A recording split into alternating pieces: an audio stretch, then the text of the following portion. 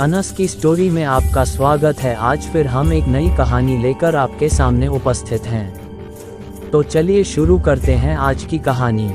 एक सुनसान और डरावने जंगल में एक छोटी सी गांव था। वहां के लोग गोड के डर से बहुत डरते थे। गोड वह भूत होता था जिसकी खबरें गांव में छठे आसमान से आती थीं। वह सबसे ज्यादा डरावना और अत्यंत शक्तिशाली भूत माना जाता था। गांव में एक गरीब परिवार था जिसका नाम रामू था। रामू और उसकी पत्नी सीता गरीब थे, लेकिन उनका प्यार और साथ रहने का दृढ़ आलस्य था।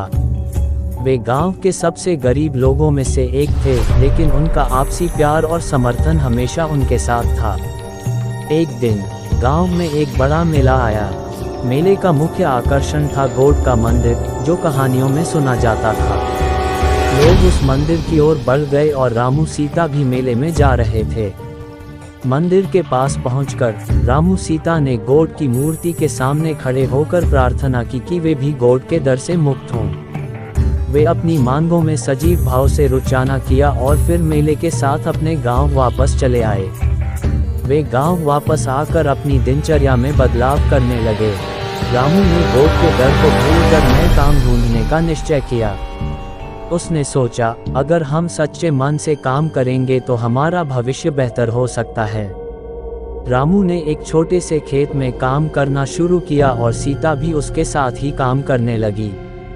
वे दिन रात मेहनत करते रहे और अपने प्यार और मेहनत से खुद को बेहतर जीवन देने का प्रयास करते रहे। कुछ महीनों बाद गांव के लोग रामू और सीता की मेहनत को देखकर हैरान हो गए। वे ये देखकर हैरान हो गए कि कैसे ये गरीब परिवार अपनी मेहनत और ईमानदारी से समृद्धि प्राप्त कर रहा था। एक दिन गांव के सरपंच ने रामू को बुलवाया और कहा, रामू, तुम्हारी मेहनत और समर्पण को देखकर हम सब लोग प्रेरित हो रहे हैं। हम चाहते हैं कि तुम हमारे गांव के सरपंच बनो और हमारे गांव का सुधारने में हमारी मदद करो। रामू खुशी खुशी सरपंच के प्रस्ताव को स्वीकार कर लिया और उन्होंने गांव के सरपंच के रूप में काम करना शुरू किया। सीता भी उसके साथ मदद करने लगी। रामू और सीता ने मिलकर गांव को सुंदर और साफ सुथरा बनाया। वे गांव के लोगों के लिए सामाजिक कार्यों में भी भाग लेने लगे और गांव की समृद्धि के लिए कई प्रोजेक्ट्स को आगे बढ़ाया। एक दिन जब रामू सीता के साथ गांव के बाहर कुछ सामग्री लेकर आ रहे थे, वे अचानक गोड के मंदिर के पास पहुंचे।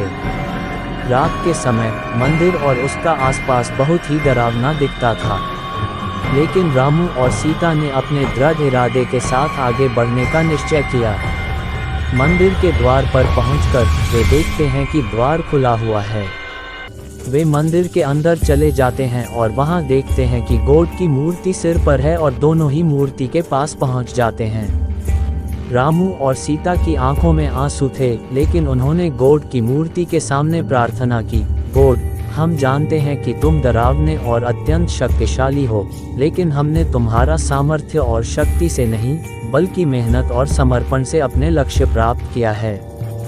हम चाहते हैं कि तुम हमारे साथ हो, हमारी मेहनत को आशीर्वादित करो और हमारी मदद करो कि हम और भी सफल हो सकें।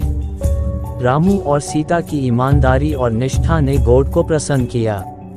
एक चमकती हुई आंखों वाली गोड की मूर्ति से एक अद्वितीय प्रकार की आवाज आई, रामू और सीता, तुम्हारी मेहनत, समर्पण और ईमानदारी को मैंने देखा है और मैं खुश हूँ कि तुम मेरे साथ हो। मैं तुम्हारे साथ हूँ और तुम्हारी मदद करूँगा। रामू और सीता के दिल में खुशी का आलम देखा जा सकता था। वे अब और भी मेहनत करने, गांव को और भी सुंदर बनाने और अपने समुदाय की सहायता करने के लिए तैयार थे। गांव के लोग भी खुश थे क्योंकि अब गोड की कृपा उनके साथ थी। गोड के साथ रामू और सीता ने गांव को सुखी और समृद्धि से भर दिया। इस कहानी से हमें ये सीखने को मिलता है कि भय को पार किया जा सकता है और मेहनत और समर्पण से कुछ भी संभव है। गोड की भयंकरता और शक्ति से भी हम मुक्त हो सकते हैं अगर हम अपने आप में विश्वास करें और मेहनत से काम करें। इस खास कहानी में गोड का डर एक सिंबल है जो हमारे अंदर के डरों और संकटों को प्रतिनिधित्व करता है, जिन्हें हम मेहनत और साहस से पार कर सकते हैं। ये कहानी हमें ये भी दिखाती है कि सच्चे प्यार और समर्थन के साथ हम किसी भी मुश्किल को पार कर सकते हैं। अगर आपको वीडियो अच्छी लगी हो तो प्लीज़ वीडियो को लाइक करें और चैनल को भी सब्सक्राइब करके बेल नोटिफिकेशन को ऑल पर प्रेस कर दें।